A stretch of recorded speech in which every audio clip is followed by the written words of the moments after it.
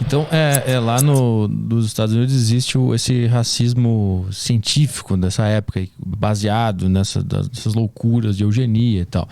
Como é que isso repercute no Brasil? Porque existe uma discussão, né, sobre o racismo do Brasil, o racismo dos Estados Unidos, da Europa. Tem gente que diz que no Brasil não existe esse racismo estrutural, tem gente que diz que existe. Como é que tu enxerga, baseado na história desses países? Então, eu sou defensor que no Brasil não teve assim um racismo estrutural, seja aquela coisa sistemática, né? Ou colocada pelo Estado, ou com grande preconceito da sociedade. Eu acredito que não, mas teve racismo localizado, claro, né?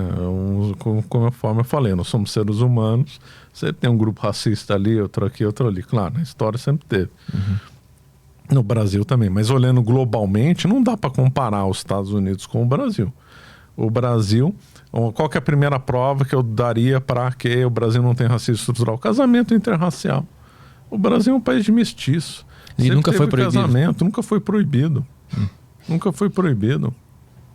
Nunca foi proibido. Um negro no Brasil que era escravo, quando ele comprava liberdade, ele tinha todos os direitos de um branco. Nos Estados Unidos, não. Aqui ele tinha todos os direitos. Teve vários negros que ficaram ricos, né? Depois, alguns ganharam título de nobreza, né? Então, aqui nunca teve essa coisa imposta. Nunca teve uma lei racial no Brasil, embora tenha tido preconceito aqui e ali. Isso não dá para negar. O teu ponto é que, se comparando com países que adotaram medidas sistemáticas e políticas racistas, no Brasil não teve nada, nem perto disso. O que existe no Brasil é um preconceito individual, de pessoas que agem de forma má com outro. Não um racismo estatal, esse é o ponto. Esse é o ponto, é isso aí. Porque tem, né? A gente vê vários casos de racismo no Brasil, né? Mas o estrutural, ele significa que o Estado, ele age para que isso aconteça. Isso. E perto do que aconteceu em outros países, a gente nunca teve nada parecido, né? Mas um argumento muito usado para dizer que o Brasil foi um país racista é a escravidão, né? Que foi nos últimos a abolir, que foi muito cruel aqui. Então, a escravidão não necessariamente, ela não é uma relação entre causa e efeito com o racismo. Uma pode levar a outra, claro. O racismo pode levar à escravidão, a escravidão pode levar ao racismo, mas não é imediata, porque brancos já escravizaram brancos. No Japão tinha escravidão de japonês contra japonês. Na China também. Na África a escravidão era endêmica, né? Só acabou no século XX.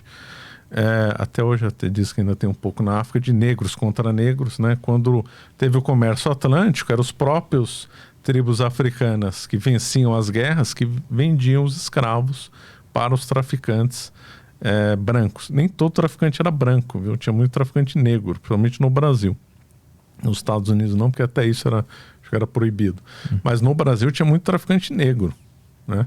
Então eles iam lá na África e negociavam os escravos dos próprios africanos. A tribo vencedora na África, ao contrário do Brasil, ela não matava em banquete antropofágico, embora alguns eram mortos em cerimônia de sacrifício humano, né?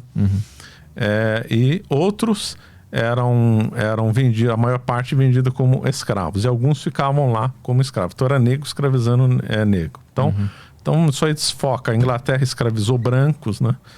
Os romanos tinham escravos brancos. Então, desfoca um pouco essa coisa de coisa racial. Mas eu não vou defender a escravidão. A escravidão é uma coisa que era para nunca ter tido. Porém, o Brasil não foi o único país do mundo a ter escravidão. Agora, pelos relatos de pessoas que viajaram no Brasil, Spix e Márcio, Saint-Hilaire e outros, dizem que a escravidão no Brasil foi a mais branda do tempo colonial. Inclusive um autor norte-americano, Frank Tannenbaum, que escreveu um clássico, Trade and Slave, alguma coisa assim, ele comenta que a escravidão no Brasil foi a mais branda de todas. E a pior foi a dos holandeses, pior ainda que dos ingleses. E ele dá vários argumentos. Então a alforria no Brasil era a maior do mundo. A alforria é libertar o escravo. Então o senhor lá, vou fazer um agrado, então liberto o meu escravo. Era muito comum no Brasil, no testamento do dono do escravo, dar liberdade para o escravo no testamento. É muito comum. A alforria em vários estados dos Estados Unidos era proibida. E no Brasil era muito comum. O Brasil foi o único lugar na história que tem um instituto chamado coartação. o direito do escravo trabalhar sábado para comprar a sua própria liberdade. Isso nunca teve em nenhum outro lugar. Tanto é que no século XIX era muito comum. O escravo trabalhava 5 dias para o dono dele. Chato falar dono, mas é a expressão que se dá, né? No sábado ele trabalhava para comprar a liberdade, né? O Brasil é um caso raríssimo, né? Eu nunca me lembro de ter lido isso em nenhum outro lugar, de escravo ter dono, ter outro escravo como dono. Não é esse escravo que tinha escravo, isso foi muito comum. Sabará tinha mais mestiço, mais mulato e negro dono de escravo do que branco dono de escravo. Atingiu uma grande prosperidade, Sabará. O norte fluminense também.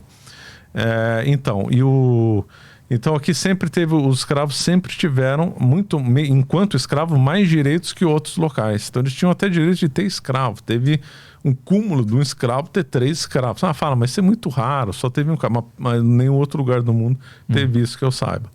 O Brasil libertou 700 mil escravos, os Estados Unidos 4 milhões.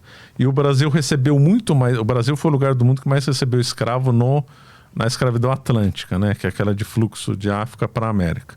Mais do que qualquer outra colônia. Muito mais que os Estados Unidos. Que prova que aqui era uma colônia rica, né? Já que o escravo era muito caro, né? E aqui libertou 700 mil e lá 4 milhões. Isso aqui recebeu mais, como é que libertou menos? Porque tinha muita alforria. Né? Entendi. Entendeu? Tinha muita alforria. Então, escravidão é ruim, sim, tem que ser condenada, sim, mas aqui no Brasil ela foi mais branda que Estados Unidos, que todo lugar que eu saiba.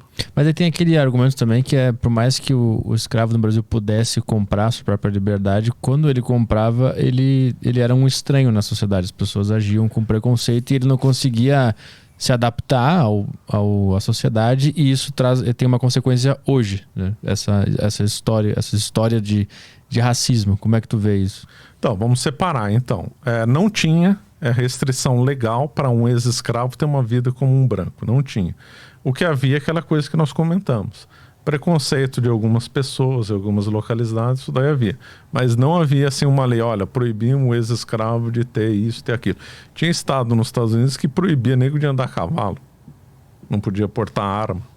Então aqui no Brasil não tinha. Nós tivemos aí negros que enriqueceram, né? Chico Rei, Chica da Silva e outros, né? Um monte. Tivemos Inhomirim, foi um nobre negro. Dom Pedro II tinha amigos negros, como por exemplo o André Rebouças, né? Então, nós vemos que tinha ascensão social, sim, no negro no Brasil. O grande herói de guerra no Brasil na expulsão dos holandeses era um negro, Henrique Dias, né? O segundo herói, Felipe Camarão, índio. Os dois foram enterrados no Brasil com a maior honra que o Estado português dava para qualquer um, né? Que era morrer com o hábito da Ordem de Cristo.